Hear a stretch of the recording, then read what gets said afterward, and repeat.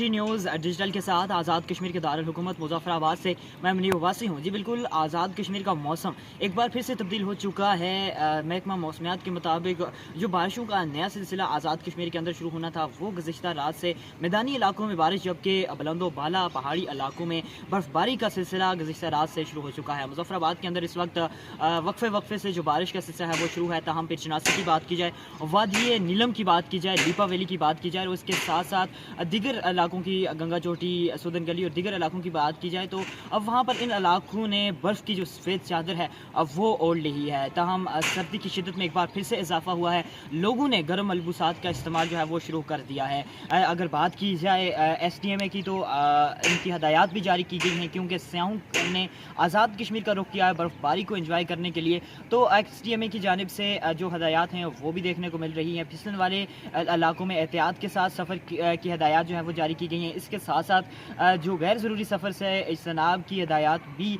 देखने को मिल रही हैं। ताहम महकमा मौसमियात के मुताबिक ये जो बारिशों का सिलसिला है ये आइंदा 24 घंटे तक जारी रहने का इम्कान है।